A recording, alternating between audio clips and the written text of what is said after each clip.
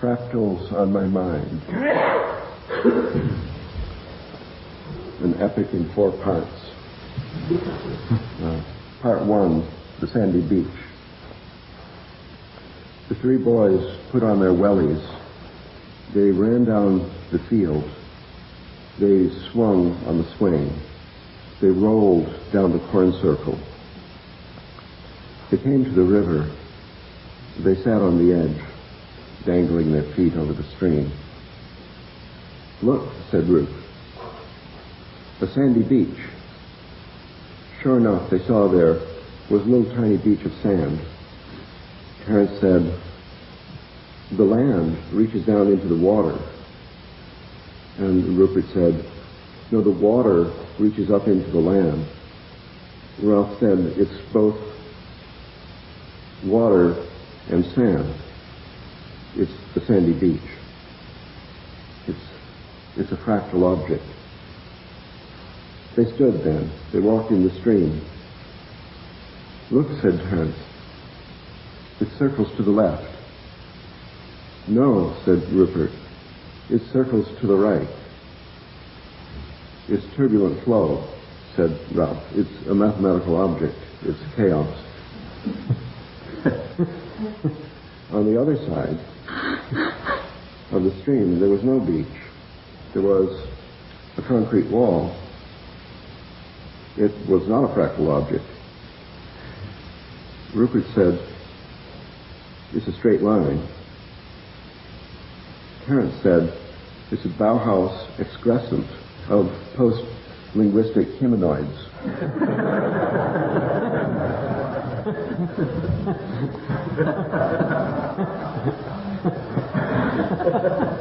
Thinking of peanut butter sandwiches then, they walked back up the slope. Rupert said, "Nature has given us a lesson. Nature is our teacher. We have learned about the sandy beach." The sun had set. Ralph pointed to the sky. "Look," he said. They looked and saw there was a silver stripe in the sky shining there. They hadn't noticed it before. It girdled the entire celestial vault.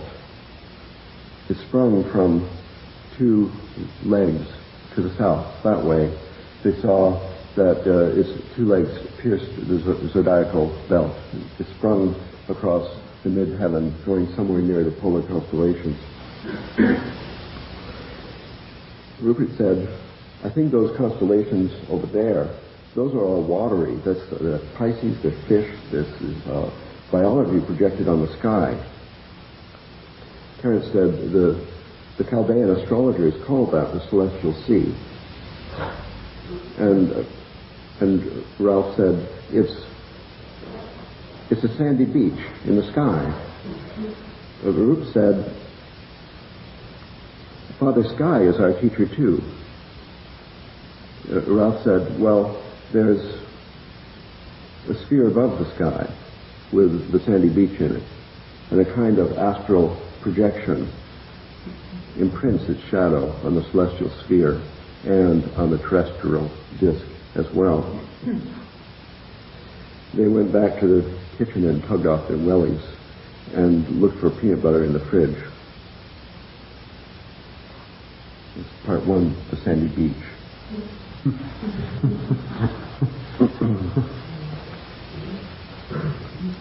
Part 2 is called 2 roads diverged in a yellow wood.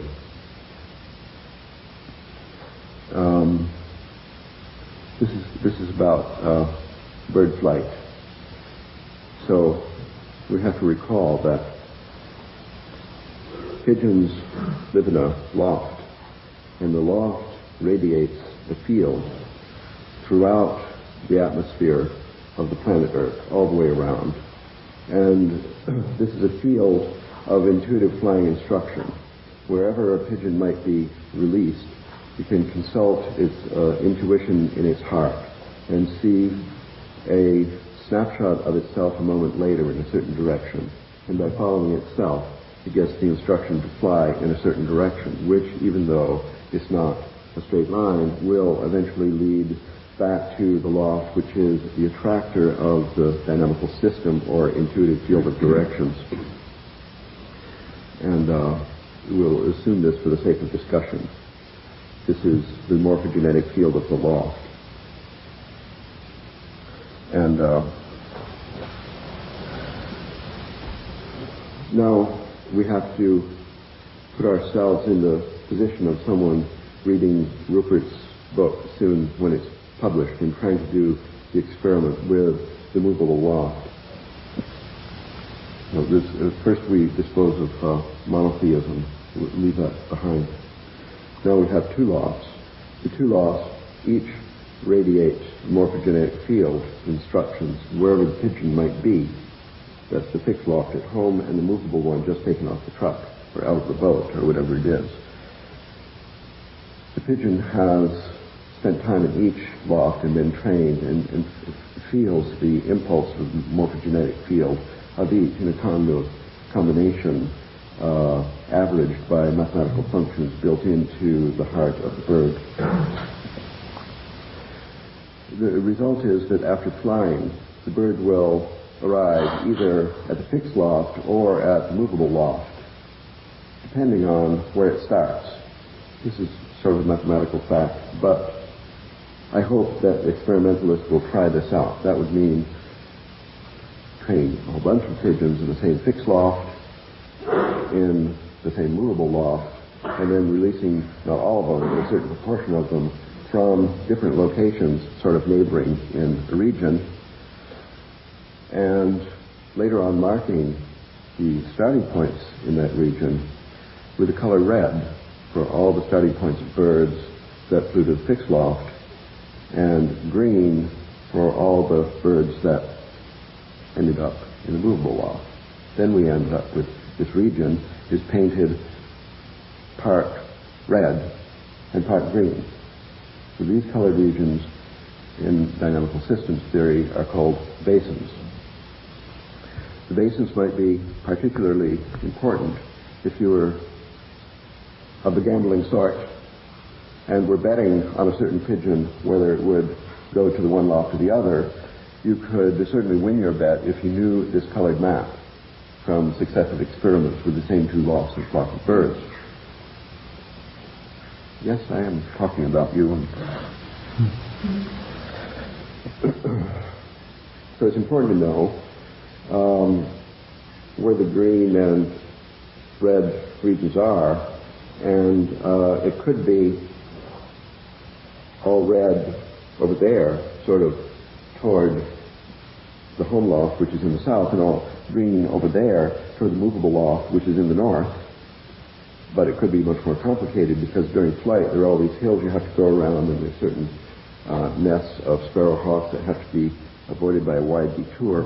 And one possibility is that between the red and the green regions there is a sharp line, like that Bauhaus concrete wall on the other side of the river. And another possibility is that the red and green have been stirred and mixed, like the colors on this carpet, into a pattern with the boundary as a fractal object, as a sandy beach. Sandy beach in the morphogenetic field, so that the separation between the red and green, which might mean life and death, might be the red eschaton and the green eschaton, is a fractal. And that means that whatever you would be in the supposed boundary, like wherever you are on the sandy beach, if you are a pinhead, you might be either in water or on land. And even the tiniest puff of wind could blow you from land to water or vice versa. So unless it was an entirely windless day, you couldn't even predict whether you were going to end up in the home roost or the movable roost, in life or death, in the good or the bad eschaton. It's the fractal boundary, the sandy beach, which destroys determinism. The Milky Way is, as a mythological object, is Tiamat, is the early Assyrian goddess of chaos, and her mate Apsu are those two branches of the rivers, which is a projection of the Tigris and the Euphrates. The identification of chaos and Milky Way and Chamak and indeterminacy and the creative source of all form is traditional, at least for 6,000 years. I didn't make up this fable. That's the end of part 2. Two roads diverge in a yellow wood. These two roads are the red and the green. You might as well toss a coin, because you can't get where you're going on purpose. That's down at the river, and that's the homing pigeons. We're pigeons, and the eschaton is our home, Terence would say. And now let's take a deep breath. We've survived 2 lessons of mathematics without the despicable, frightening word being mentioned. And now I want to apply the concepts in the context of a single individual mind.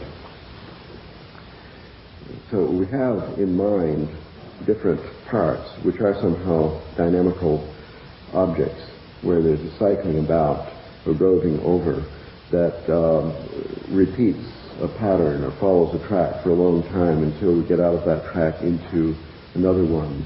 This could be an entire paradigm, whatever that is. Let's say a paradigm is a bunch of basins, like instead of the red and the green, we could have 100 different colors, all of them kind of mixed up fractally, like this rug. And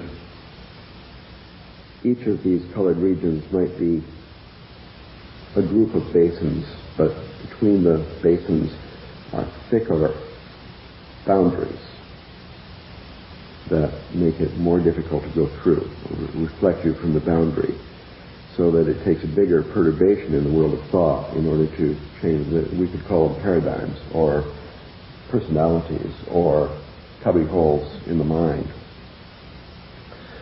For example, when language came over us, I don't mean 25,000 years ago. Well, this process started 25,000 years ago, but in the history of a single individual, then at the age of 1 or 2 or 3 or something, when speech is beginning, what was going on before that? Presumably that was what everyone was doing before speech came all together, if there ever was such a time, and that childhood paradigm is not vaporized and replaced when the linguistic phase arrives. Instead, it's like covered over and covered. It just makes another one of these bases. So that's an example of, we could call it multiple personality.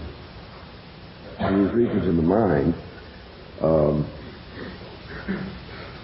normally should be, the boundaries should be fractal.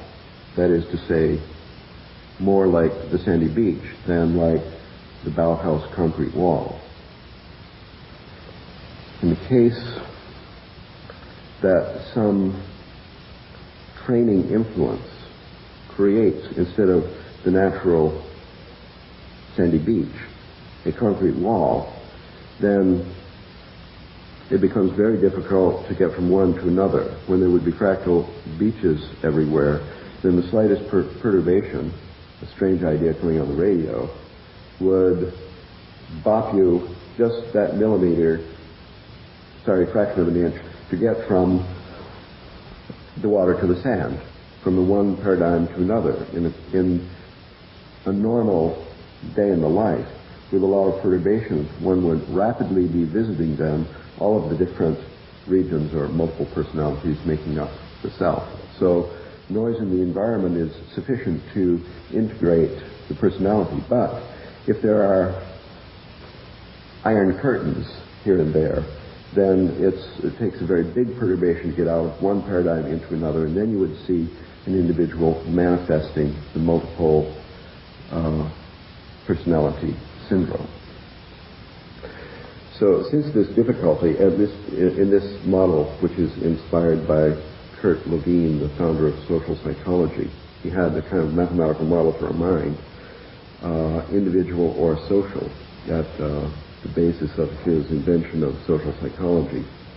In this model, the healthier state has these sandy beaches, and the basins, the colors are all mixed up. The pathological state has too much order, like after toilet training or something, with these concrete walls, iron curtains. So these iron curtains, I call them dyschaos. So replacing the order-disorder binary with the dyschaos and chaos binary, because we need more sandy beaches. So I wouldn't call this, as they do, the multiple personality disorder. I call it the multiple personality dyschaos. So that's a sandy beach model of a mind, which, if we were into clinical psychology, we could try inventing a therapeutic strategy to increase chaos. For example, visiting the river, listening to the sound, walking in nature, as opposed to listening to the radio and watching the TV. Watching TV would be good if they somehow put birdsong on there, chanting. Well, there are many applications of this that I won't go into now. I'll just mention a possible application we could come back to someday, just to point to some possibilities for individual psychology before I go on to the fourth and final lap of this course. And this has to do with the question, why do people believe in UFOs? Or why do people want to believe in corn circles? Or this is quite independent of whether UFOs are real or imaginary. It hardly matters, and not to put down UFOs. And why they would want to believe in God or monotheism, or if there is one God, and so on. I think that the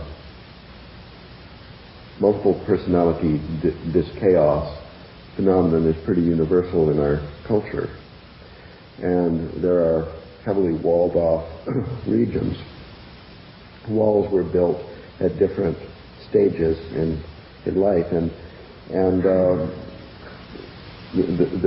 the child part was sealed when there was an authoritarian, trustworthy emotional environment that had the illusion of absolute truth or something. So that part is sitting there yearning for some validation from the outside world.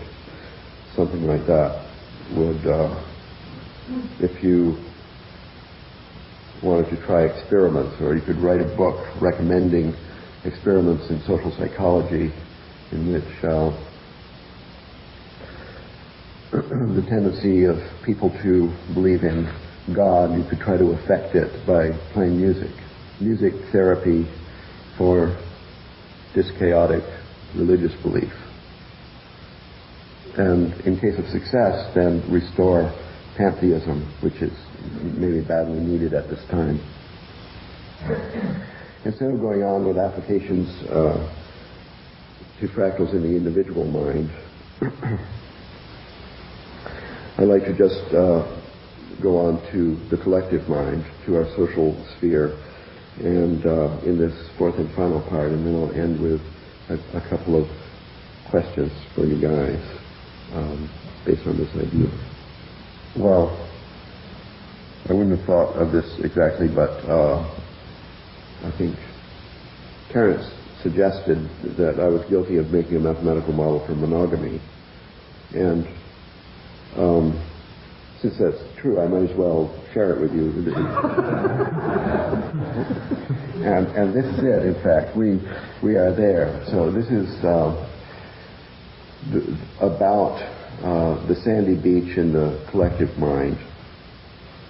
And, well, we could get to this collective mind stepwise, as in the Zhuangzi one. From nothing comes one, and then two, and then three. He says, after three, any mathematician can make infinity. So we've got one. Now we can just step to two. And what would be then the application of the Sandy Beach model to a social system consisting of two people? Now you have the two people, and there's some kind of mathematical model for the psyche, not to be taken too seriously, but this is just what psychology does, makes Kurt Levine type models for the psyche, and now you've got like two of them, and then they start talking to each other, touching, cooking and eating together, or something like that, and then these two systems are coupled into one. And of course, the behavior of the coupled system is much more complicated than the behavior of the parts, and the behavior of the coupled up complex system can't be predicted or even guessed at from the full knowledge of the behavior of the two parts. And besides, you would only know one of the parts if you were involved in this to a degree. This system then also has, this is a dynamical system. I mean, the model is, not the people. And in the model, this complex system has attractors, that is to say, roost, loft, the movable loft, the fixed loft, and so on, and the bases colored red, green, and all the other things, and the boundaries in between either iron curtains or sandy beaches. And I suppose that monogamy means a contract or behavioral epiphenomenon in which some of the boundaries between the parts are heavily walled off, so that it is, as a matter of fact, a situation, unstable situation of dis-chaos. I'm not saying that order is always bad, but cosmos and chaos just have to be balanced. I wouldn't elevate chaos above cosmos or vice versa, but systems probably to be healthy, they need a certain balance, and understanding monogamy as an iron curtain, and to make it stable would require a balancing chaos elsewhere. Something, that's the idea. Otherwise, this multiple personality, that's the system of the two people, would have the multiple personality dis-chaos and out of balance situation in the direction of order, which, like the concrete wall doing its best to hold up the bank for life, is highly unstable. That's one application. Then I won't go into details, but considering two nations instead of two individuals, one also gets a model of this sort, in which the stability of the complex system would require adequate balance of chaos and order. So those are the four parts, and let me just end with these questions for Brooke and Kerr. So, Rupert, this model suggests that you have to consider experiments with multiple lofts, and even with a single loft, have to consider experiments with multiple pigeons. And anyway, that's a consequence of your idea, your model of what is going on. And so I wonder what you think the results, maybe you already know of results of this that have been tried. It could, for the ancient Egyptian government, of course, mean the success or failure in the war with the Hyksos. And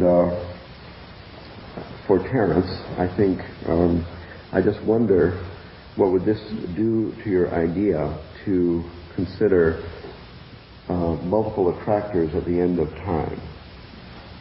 2, 3, or more escatons. Nothing in what you said seemed to me prohibited this, other than a misplaced iron curtain of the monotheistic type that perhaps filtered the speech of the mushroom that came through your lips. I see. There you have it. Can I just try and summarize, Ralph, what I think you said, because I'm not sure I've got it. Okay. One element seems to be that personality is and of course social relationships and international relations, and the behaviour of different groups of pigeons fall into different basins. And we can visualize that like being a landscape with different valleys in it. And so sometimes in a particular region the ball will roll down in a particular valley, if it's another region it will roll into another one. And each of these basins represents a different kind of sub-personality. Within a marriage or a relationship, then each of the basins represents what we normally call a personality, each of which has sub-personalities within it. These are the different basins, and you seem to be pointing out that personalities are made up of different sub-personalities. A very fashionable view. Everybody is talking about sub-personalities. James Hillman says we need a polytheistic psychology where you have all the different gods and goddesses, not only representing the archetypes that we all go through, all these different ones.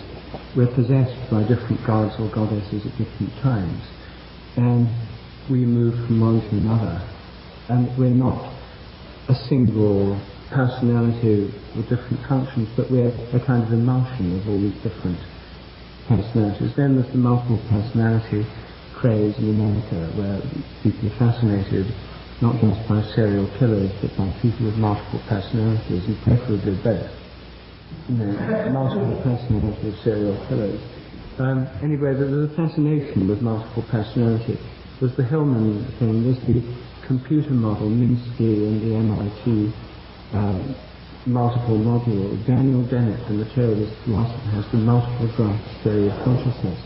So everywhere we find these multiple models, of which yours is one.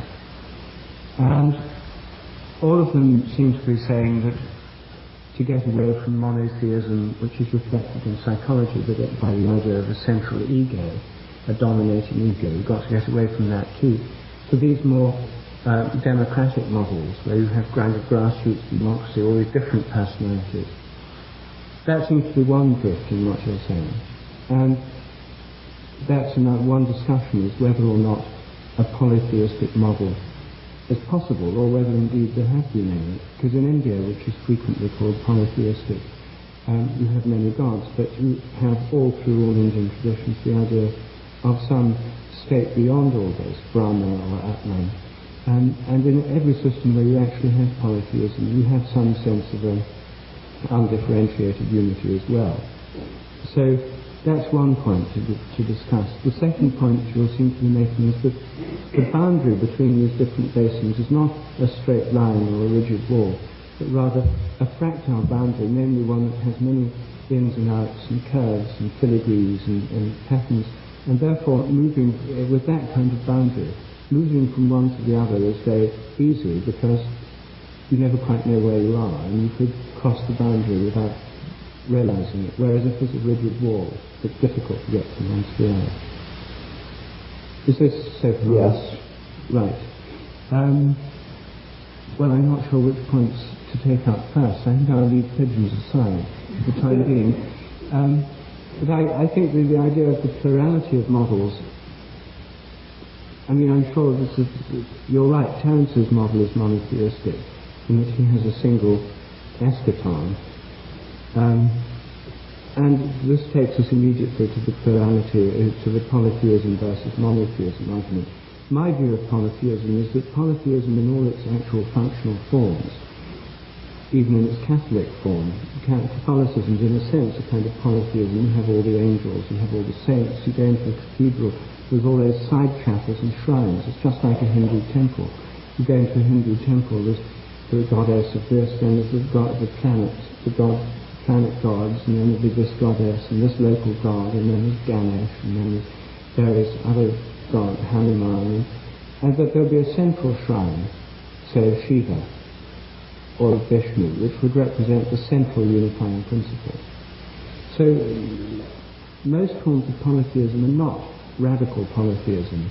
They're a plurality with some, however vaguely defined, overarching unity behind them. So the first point is, are you denying an overarching unity? No. A radical polytheism? I think my main message is what you described as the second point.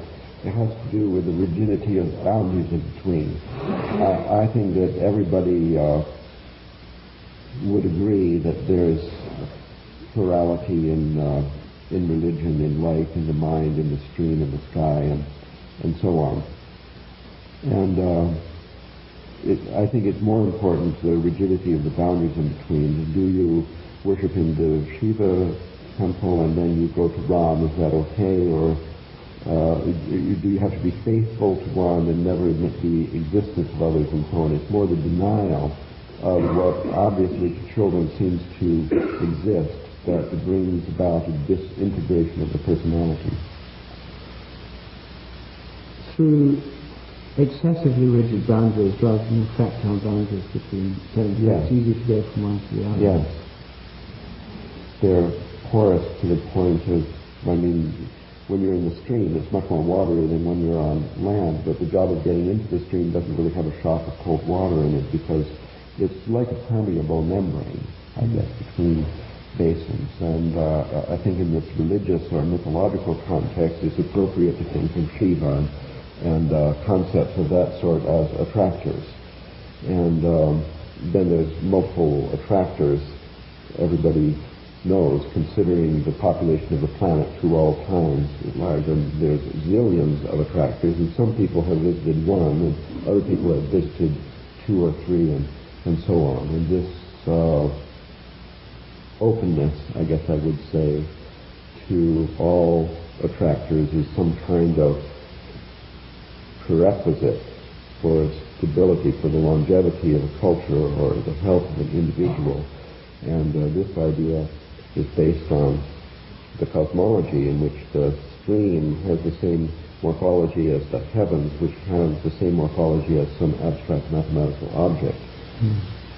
Therefore, under the ambiance of this idea, our experience of nature is that these rigid walls are very unstable.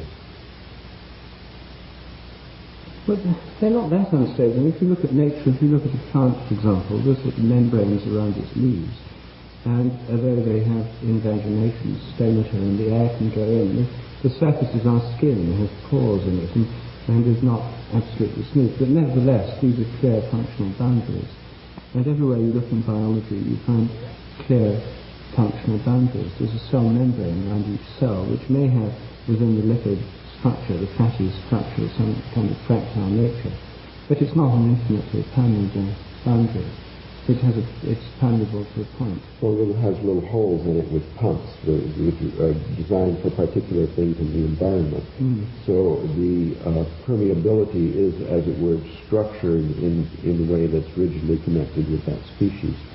But if these holes were plugged up with chewing gum or something, then of course the cell would instantly die.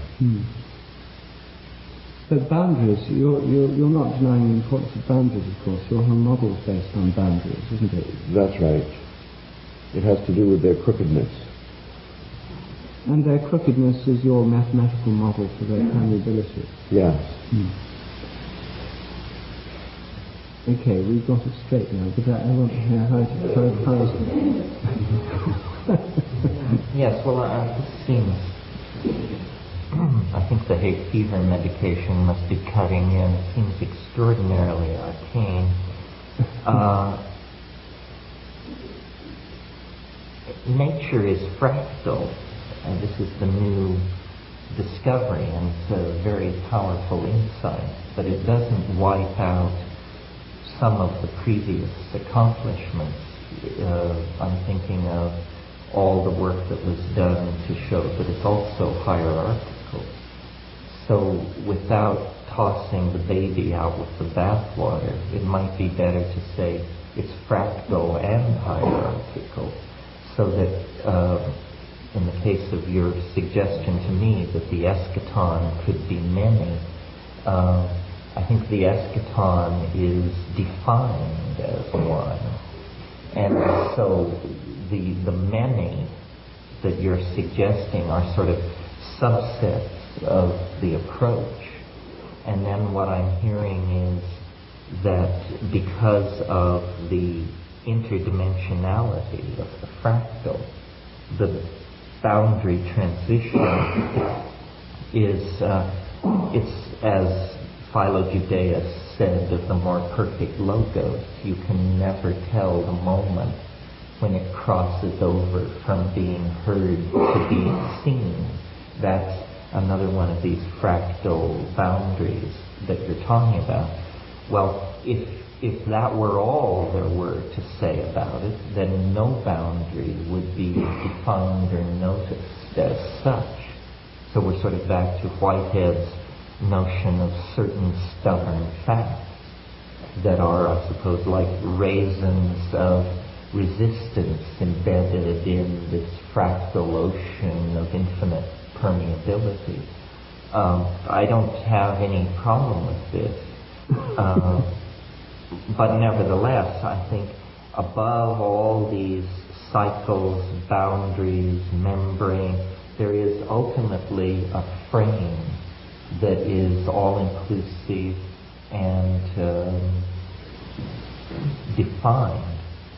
As far as my, whether this is simply because I've imbibed some form of monotheism on the side, possibly. The form that I've probably fallen under the sway of is some kind of Neoplatonic pyramid of ever-ascending abstract hypostatizations that lead into the one. I mean, if what we mean by the eschaton is the absence of boundaries, then what we're saying is that the fractalization of reality occurs ultimately on such fine scales that from the point of view of the perceiver, the boundary has dissolved completely, or the boundary and the thing bound have become so homogenized that it no longer makes sense to speak of boundary and medium. You can only speak of this, I picture it as a kind of extremely marbleized liquid or surface where every domain can be found to be lying next to a mutually exclusive other domain, and they're sort of like the kinds of diagrams that you get when you carry out four-color mapping problems to fourth and fifth stages of resolution. Then you have these extraordinarily complicated structures where every point lies next to the boundary that separates it from points that have been somehow defined as others. I'm not sure that we have any disagreement here. We do. We do. What is it? I think what we've got here in your description is a speculation built upon a speculation built upon a speculation, and coming eventually from some kind of absolute and pure faith. The Neoplatonists, perhaps one, the one to Plotinus was something that you could explore toward, but not actually arrive at. So we have to understand then, on the testimony of those early experts, that one is an article of faith and our experience. Even the best traveling shaman has only been so far, and the assumption of one beyond that is, as a matter of fact, pure, faithful monotheism at its best. It's even called the one. God is called the one, to make sure that you don't think perhaps is two. Right. Now, I agree with your idea that the cosmos is hierarchical. That's fine with me. And even I don't care if it has a finite number of layers or an infinite number. But however far you would go, that the wildest shaman has traveled has seen only another image, maybe more complex, of what we see in ordinary reality and nature. And that is, there are multiple basins, there are fractal boundaries, there are many possibilities, there are different regions, there's complexity, where harmony is hierarchically organized. We have never got to the top. Therefore, to say it's one or it's two or it's three could only be an article of faith. It cannot be any kind of extrapolation from observation, normal or arcane observation. We're talking about pure faith here. When you get to the top frame, I don't see any reason why it shouldn't have two basins, and they're separated by a fractal, and that means that the shaman who comes back and says he knows which one it is lying. Well, my understanding of fractals is that they are a kind of homogenization of levels, not present, domains, distant, and that in fact the idea is if you have a sufficient sample of the fractal, not very large, you can in fact extrapolate the contours of the entire system, so that it isn't necessary to send a shaman or a mathematician for a total overview. The sample can be, isn't this what the cosmological principle is? That based on local measurement and local physics, it is allowed to extrapolate. There's another monotheistic religion, which is yours in reverse, which says instead of an eschaton, it's got a birth at the beginning. Without an article of faith, you can't get a cosmological principle. We don't have any evidence from the boundaries of space. Well, isn't the idea that fractals are a kind of holographic plane? That the pattern recurs on many, many levels, but it's always the same pattern. So if you have 10 levels and you know the pattern on 2 through 7, you know the pattern on 1, 8, 9, and 10. No, few fractals in nature have that property, which is a special property of special fractals, which are self-similar fractals, which are, as it were, like integers within the field of all real numbers. They are exceptional, self-similar fractals. Mostly, it just means you have the two basins, red and green, and their boundary is kind of stirred up so that it has the following property. Wherever you are in it, you're within 1 millimeter of each side, or even a tenth of a millimeter of each side. Like in a mapping. Like in a countercept. Well, I guess I somehow have limited my model building to the use of self-similar Just like fractals. Pythagoras. Is this so terrible? I'm not sure if we allowed you self-similarity in the eschaton, if that would still establish for everyone's satisfaction there's only one. Well, in my model of the eschaton, it is, at the mathematical level, it is self-similar. Well, there's this, let me tell you about the water principle. If you have three basins fractally entwined, then not only wherever you are in the sandy beach, you're within 1 millimeter of the red and green, but the yellow one is there also. That means if you travel as a shaman and then you see this pattern at the end of time, if there would be any jitter in your travel, any blur in your vision, anything slightly human remaining in your travel, then you would see it as one, even though it isn't.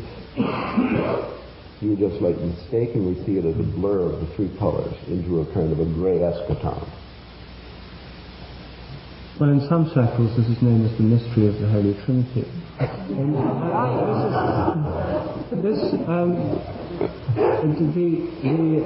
The theological attempts to deal with this problem have led to a variety of models where you have the idea that the ultimate is not an undifferentiated unity, but rather a pattern of relationships, which in the Chinese model you have the yin and the yang, the kind of fractal model between them, and the circle containing the two is the whole that unifies them.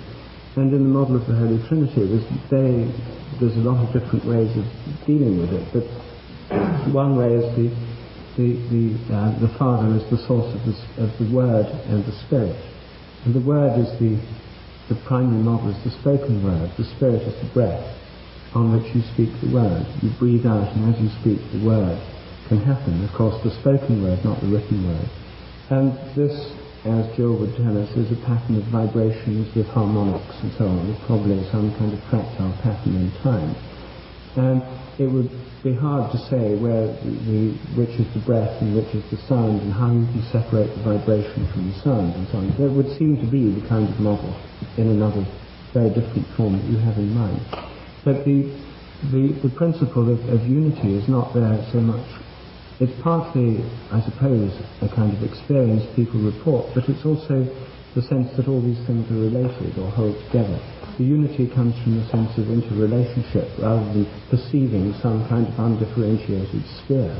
Because all these models of an ultimate unity are models of a relationship within which something holds them together.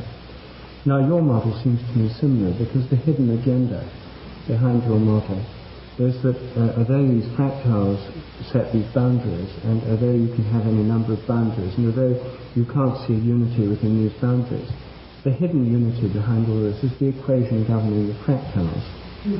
And for mathematicians, the equation governing the fractals, because you see, as a mathematical object, mathematicians have this representation. You can look on a computer screen at the fractal pattern, but behind that fractal pattern is a program, and behind that program is an equation.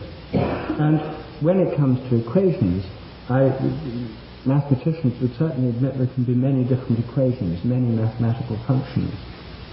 But for this given fractal pattern, there's presumably one equation governing it, and that contains different elements, but they're related together by the equals sign of the equation, and by the whole structure of the equation. There's a kind of unity containing diversity as a mathematical object, which for most mathematicians exists in some kind of platonic realm beyond space and time.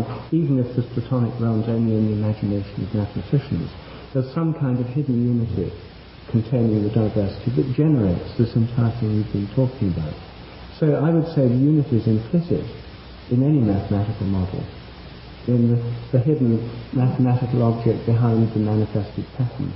Well, that's true, but it still makes a difference if you fly to the home roost where your mate is, or you fly to the mobile loft where there's just this army captain waiting to give you your food. I think that my point is not so much about the multiplicity or unity. I agree that everything is unified in one thing, at least the better if it is. The point is more about the boundaries, that if you have the dynamical system with the different basins, and they have fractal boundaries with the water property, then, as a matter of fact, no matter how you perceive it, no matter what experiment you do, you will perceive unity. When you don't perceive unity is in the pathological case when you have the iron curtains. If you have iron curtains, then unity essentially has been defeated by a disease of this chaos. And therefore, when we see this in nature, in history, in social systems, and in ourselves, we have to beware about these iron curtains, because they create, as it were, a unnecessarily multiple situation, which is the multiple personality syndrome, which is a real problem for some people, and is a problem to some extent for all people.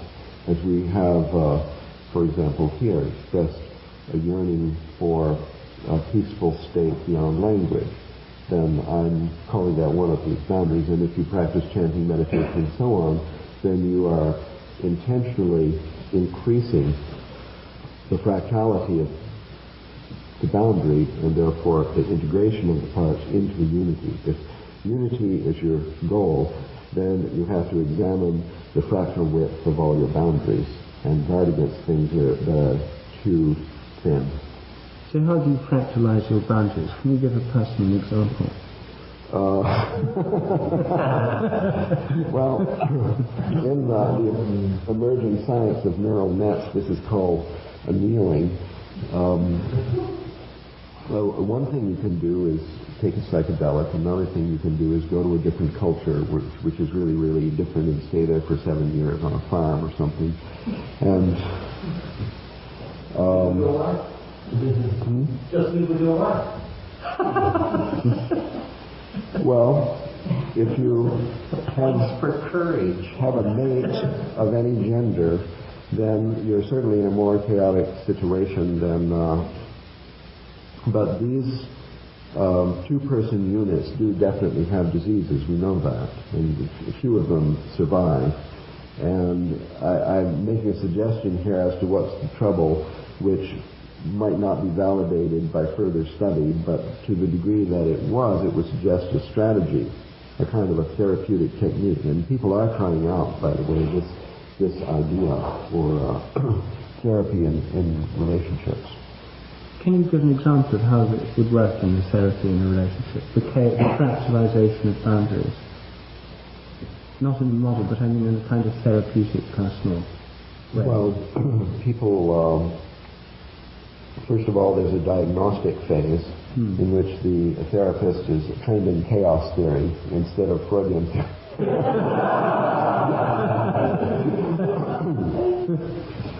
And when a boundary has been detected with a pathologically low dimension or thickness, then a therapy has to be devised especially for it, and that would consist of some some safeguarded experiments in the violation of the boundary and the mixing of the boundaries. One common strategy involves play in a sandbox. You've seen this. Therapist's office has all these toys, and that returns to a pre-verbal mode of expression. And well, people are clever at therapies. I'm not a therapist, but I think that an advance in theory is helpful in devising therapies. Now, what's happening with this fad of multiples in the United States is that people who suffer this are getting together in small groups for self-therapy because they feel that the therapist not having multiple personality dyschaos has no idea really what's going on. So the theory coming from the therapist can't possibly be right. So these groups are studying chaos theory, and the therapy that they've devised is a psychodrama, which they write, direct, and perform in public in sort of street theaters. In cities around the United States, there's a network of these that base their approach on my paper on the multiple, what is it called, personality dyschaos, it's called. So we'll see. I can give you a report next year how these experiments work out. Some therapists believe that they may be fatal and I should be imprisoned. But the patients themselves are very enthusiastic. They're really having such a wonderful time. It applies to bipolarity. You know, depression is a really serious condition. If you're depressed, I mean, you are so unhappy, life is so painful, you can't really go on. And if a therapy was devised that cured bipolar personality dyschaos without drugs, then a lot of people would be helped. It's not a fad, it's a really serious disease. So dyschaos, the psychodrama is designed to break down boundaries, rigid boundaries. Yes, to increase their fractal dimension. What do you do with people whose boundaries are too low already? There are certain people, for example, in conversation, who run from one attractor or create or basin to another, so they jump from subject to subject with alarming rapidity, and you can barely keep up. Now these seem to be people who have fractals of high dimension in their mental attractor structure. What do you do with them to reduce the dimensions of their fractals? Well, I'd start with beer or maybe a shandy and then go on to wine.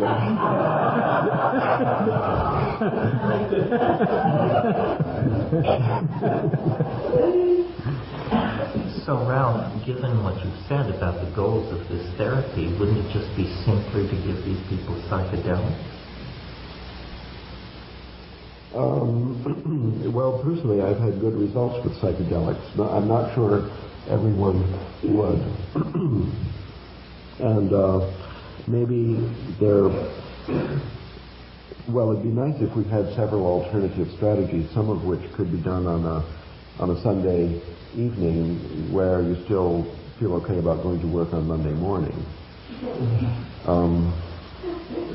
Well, since you have such, like vitamin pills. since you have such good luck with psychedelics, why are you so reluctant to advocate it? Well, I do. I have been advocating psychedelics in public, or at least, if not advocating, confessing that for me there have been very good results. I've had a certain amount, quite recently, of hostile mail and telephone calls, even people coming to the university to hasten my demise. They seem to think they're drugs, that psychedelics are drugs, and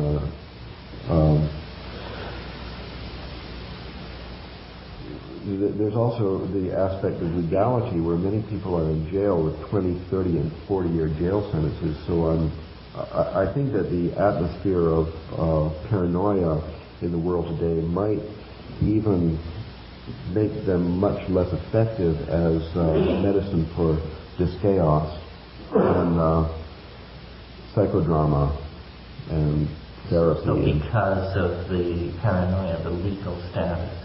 But if that barrier were removed, and it sounds like you're advocating something fairly close to what Salvador Roquette and that school settled into. Is that true? I don't know Salvador Roquette. Well, he was a psychotherapist who worked in Mexico for many years and gives people psychedelics, but he also then assaults them with Auschwitz footage and all of the very highly charged emotional material, the idea being to just reduce them to some absolutely basic jelly of dissolved boundaries and psychic. Sounds disgusting. To me, I agree. I'm trying to find out how what you're advocating is different. Oh, it takes only very subtle medicine to decrease rigid walls.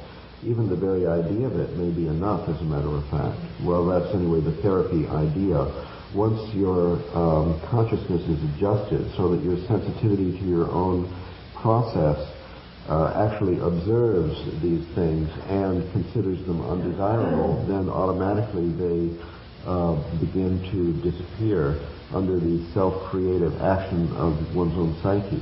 After all, nature is there too, and mathematical necessity reveals itself in the Milky Way, in the sandy beach, and in the human psyche as well. There is a tendency toward health. I think that these diseases of the rigid barriers, like other diseases, consist primarily of the rejection of the cure, and the cure can be found within. Unlike hay fever and a lot of things, this can actually be treated within. One has to get the idea. Thus, when people suffer this, which is essentially universal, it is an inheritance from a culture which has the disease itself.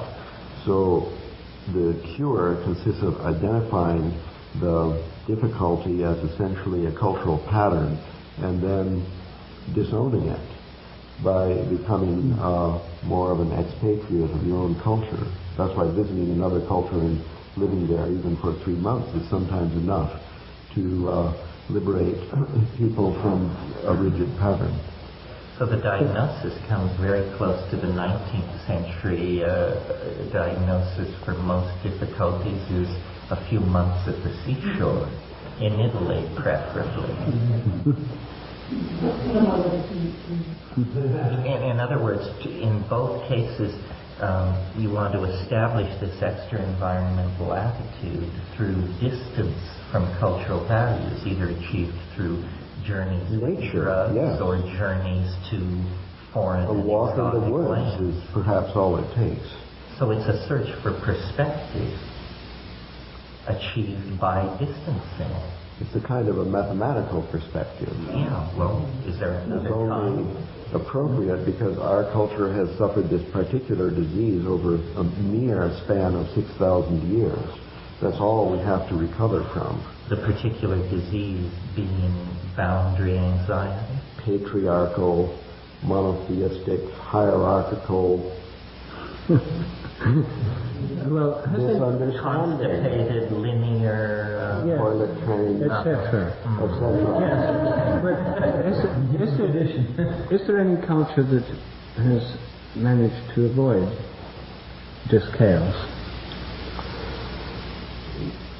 Well, I think so, but I don't have exact experience of Aboriginal cultures. The one we live in has by now covered the entire globe, and the exceptions are near to extinction. But there are some anthropologists used to go and study wild tribes before they were contacted by the external civilization now dominating the entire sphere, which arrived unfortunately to them in the form of this anthropologist, which was the kiss of death for that culture.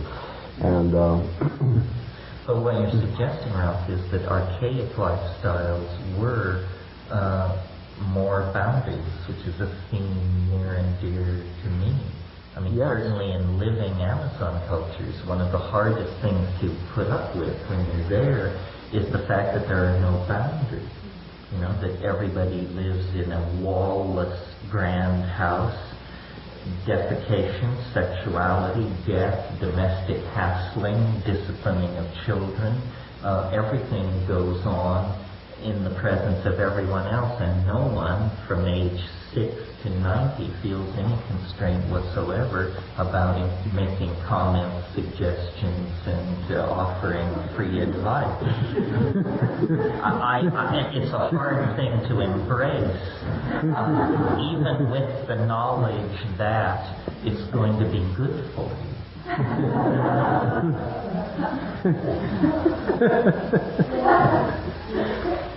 Well, there are degrees of boundaries, but I think the permeability of the boundaries is important, and our culture has perhaps excess attention devoted to the walled fortress, necessitated by whatever the violence of these people, which some would associate with the patriarchy and so-called testosterone poisoning and whatever it is.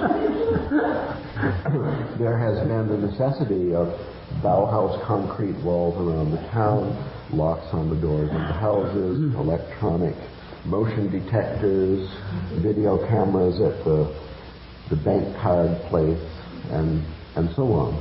Our culture is perhaps there's an increase of complexity as we approach the eschaton.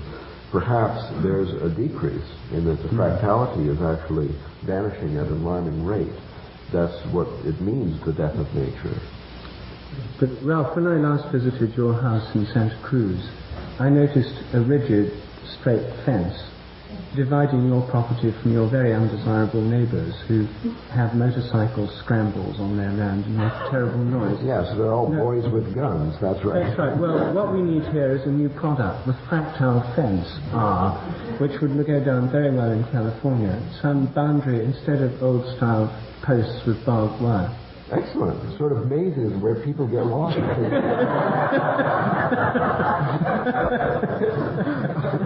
I think we should patent this and get on with it. We'll subvert the world.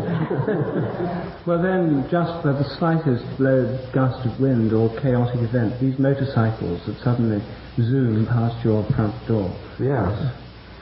We'd have these gateways like cell membranes have that nice people could go right through. Those with spirit guides.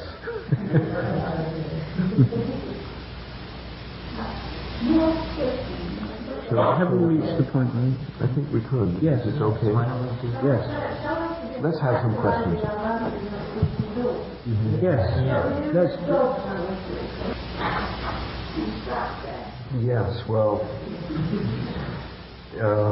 Yes. Well, everyone is stuck there.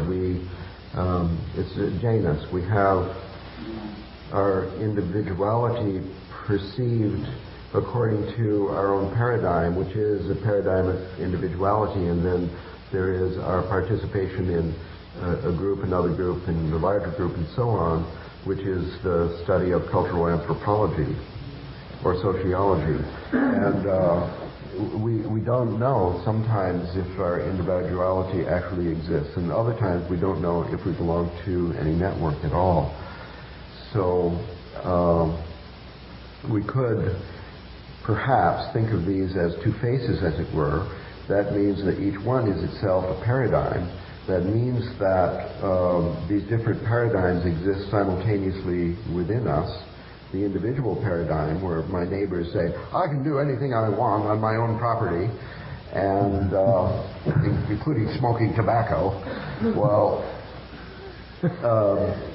the other one says, I exist for the group, or the group is punishing me now, or I better get up and cook for the group, and so on, and a lot of other ones. And the important thing is that if you adopt this view of the self or individual as a structure, which, like all of these levels, are part of the structure, and that's the self, at least from the point of view of a single point in it, if you're looking from a single point, which is probably a different point for each of those personalities, then this whole structure, well, that's it.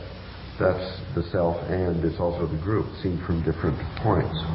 If you insist on logical consistency, compatibility, harmony between all these different individuals, then you're in trouble, because then you're trying to impose a structure on it, say logical consistency, which is impossible, and which, if you're obsessed with it, if you're insistent upon it, can only result in the rejection of the consciousness of those certain personalities, which then vanish under the carpet, where they move around sort of controlling the show without any supervision.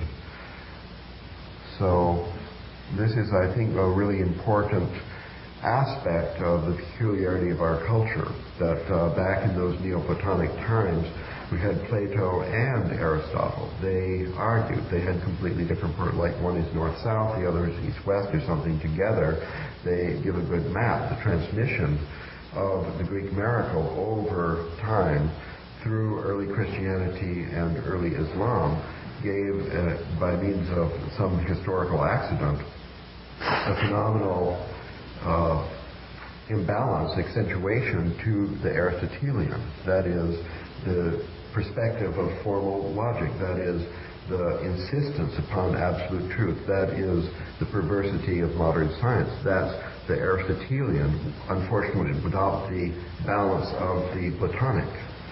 When this Aristotelian imbalanced aspect of our culture comes into our own psyche, we then may ask for, with our different parts, some logical compatibility, and that's a very, very unhealthy state.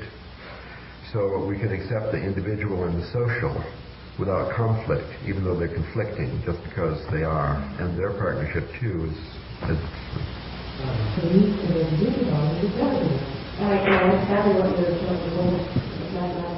Yeah, it sounds great. Terence was suggesting everybody take 5 grams of dried mushrooms. Maybe one of these little balls under the tongue would do. So I might take this opportunity to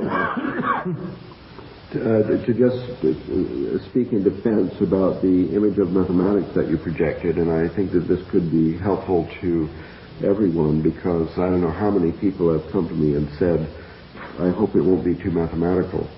Mathematics is not a science. It's sort of the opposite of a science. Science is science. You know what that is, or we don't know. There's a lot of different images, but somehow it has to do with an absolute truth observed about nature by doing it a certain way with a discipline which is miraculously good in terms of getting rid of a lot of foggy stuff and giving all people on the planet a consensus about what's going on. Not speaking down science, but the science is not mathematical, and mathematics is not science. Science is discovered about the world through the activity of people. Mathematics is an inborn ability that everybody has, like breathing, pumping the blood, we don't know how it works, and so on. It is not an equation behind the picture you see in the book. The picture that you see in the book, which you recognize and it immediately means something to you in terms of what you're doing, that's the mathematics. Mathematics is an abstract vocabulary of space-time patterns. That's all. If somebody figured out some cute way to stuff into an equation or a computer diskette or something, they're fine. But computer graphics has made visible mathematics, like slide projector put into Terrence's head would project the shadow of the eschaton onto the wall. That's it.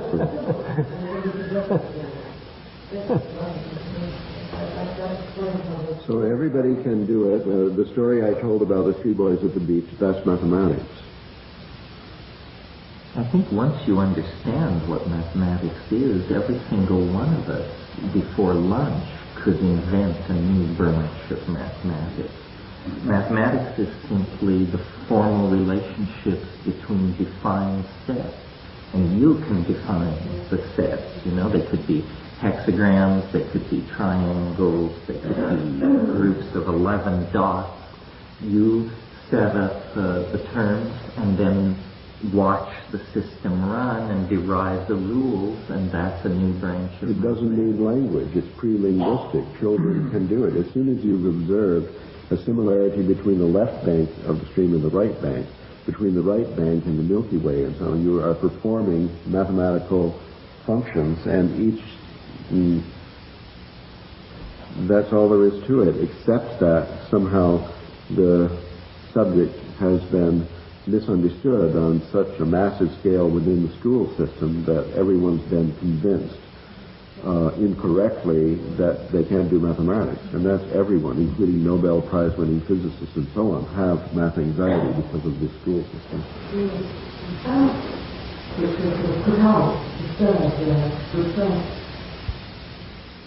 Then there is no chaos and there is no order. Chaos is a kind of order, and order is a kind of chaos. So I know this sounds like double talk, but the whole idea is just to somehow disabuse yourself of the habit of overemphasizing something by perceiving the value in the other. You know, Jung psychoanalyzed God. This was bold. I think it was the last book before he died. Answer to Job. He psychoanalyzed God. He psychoanalyzed Yahweh, and he found a fractal mixture of two basins, good and evil, that can't exist without. That is, in other words, the ultimate model behind all the mathematical models for all the dichotomies before construction or after deconstruction. That is the red and green fractally mixed. They're still red, they're still green, but they're so close together. That's, anyway, Jung's deconstruction of Yahweh. Yes. Well, this is, I think, what Rupert was suggesting at one point there, the idea about the sacred trinity, or the original tripartite structure of the goddess. Each part is present in every part, and there, in other words, no distinction between the divine world and the mundane world.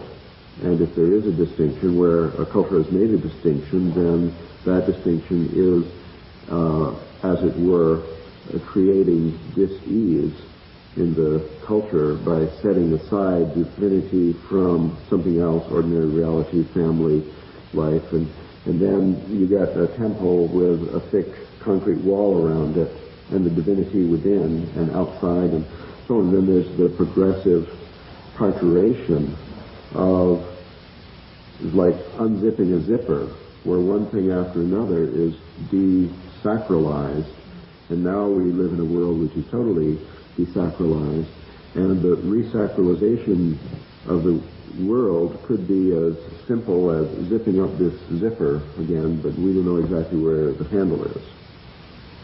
We can't recover the aboriginal state of consciousness because it's extinct, I guess. But we're trying. But we're trying to find it in this. The multiple personality idea then suggests that it's there. It's still there in each person, under the wall. The aboriginal state of consciousness involves, as far as we know, taboos. In other words, boundaries of what's restricted. It's not without boundaries at all. All the early books on anthropology, Sir James Frazer and all those kind of people, were fascinated by taboo structures. As soon as anthropologists arrived anywhere, they found systems of taboos, and that's why early 20th century anthropology. Freud wrote a book on totem and taboo. I'm very interested in this question. And taboo means that which is forbidden. And the idea that there are these boundaries set up by culture seems utterly fundamental to all cultures. Well, but don't you not just patriarchal, etc. Don't you think they were projecting a lot of that? After all, people like James Frazer and Freud came from the most taboo-ruled societies that have ever existed on Earth. Victorian England and fin de siècle Vienna were so taboo-obsessed, so constipated, so hidden from themselves that they very probably carried that into their work as a projection. But not just that. I mean, like among Australian Aborigines, the idea that there are certain initiation rites that boys go through when they're shown certain objects which can only be seen by initiated men, not by women, not by boys beneath the age of initiation. And this kind of pattern, presumably, wasn't just made up by anthropologists. These things are found everywhere, things of that general kind. And the idea of boundaries seems fundamental to human culture. And the boundaries in so-called primitive societies are much more rigid than in our own in many ways. And like in India, for example, the boundary between the left and the right hand. You use your left hand for wiping your bottom after going to the lavatory, and it's considered unclean and pure and so on, with an actual daily reinforcement of that reality. You use your right hand for eating, and if you give someone a present, you must give it with the right hand. I was always having to tell my guests in India, for heaven's sake, don't give people things with your left hand. They're in the shop, pay with the money. You just don't do that. And you have to learn all these cultural divisions when you go and live in another culture. It's not just that we're obsessed with boundaries, we're in fact in our culture many of them have been broken down.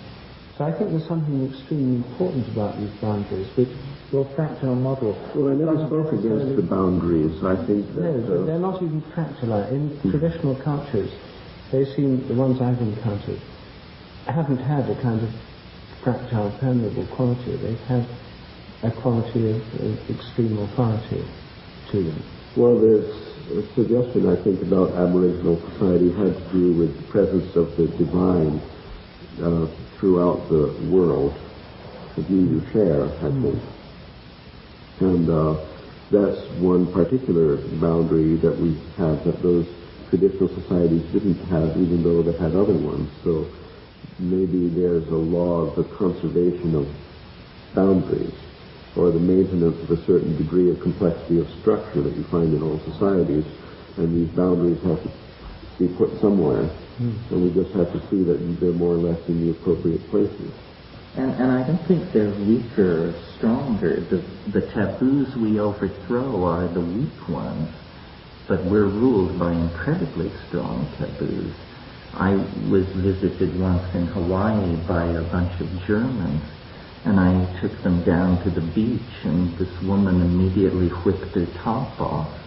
And she knew that you can't do that in America, but she didn't believe it because it was so inconceivable to her, while I could not conceive of doing it any other way, and realized that wave upon wave of social disruption would flow from this absurdly trivial act because a taboo had been violated that was one just doesn't do that. So we choose. Absolutely.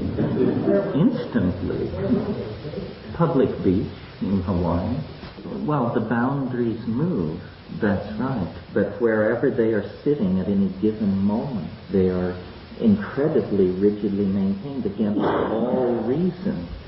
I mean, I remember when I lived in Benares, my houseboat was anchored near the bathing ghat, and you could watch 1,000 women wading into the Ganges, in soaking wet like rats in their saris. You could watch 1,000 women bathing and never see a nipple or so much as a thigh, and it seemed perfectly reasonable to them to walk into the river fully clothed in order to preserve a sense of modesty.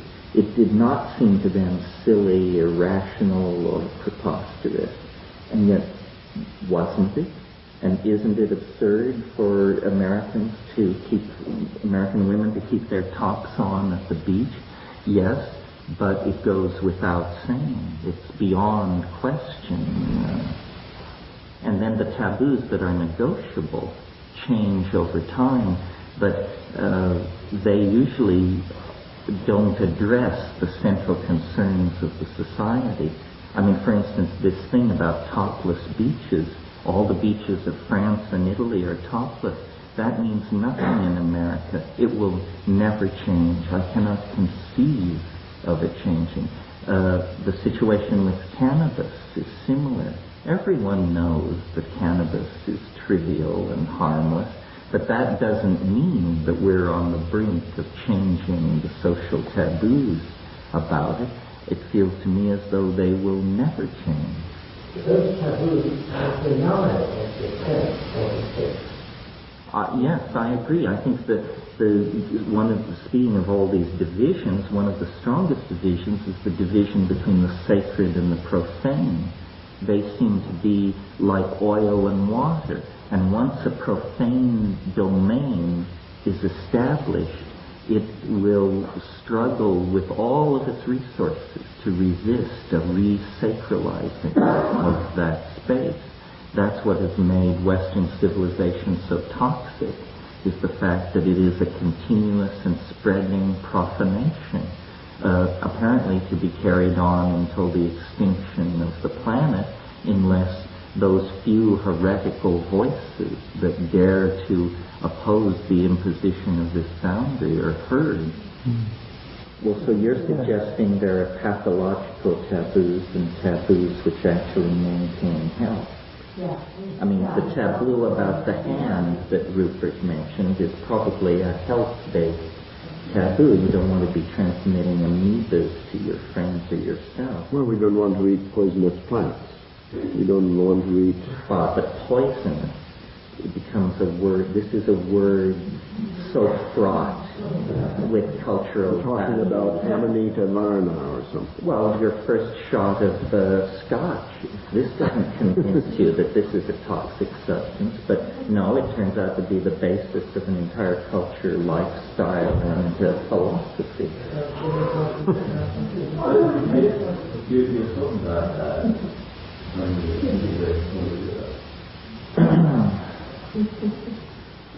my rule when taking a shower in the Ganges, I would let my little bucket off the front of my houseboat, was it's pure if there's no turd larger than a thumb in it.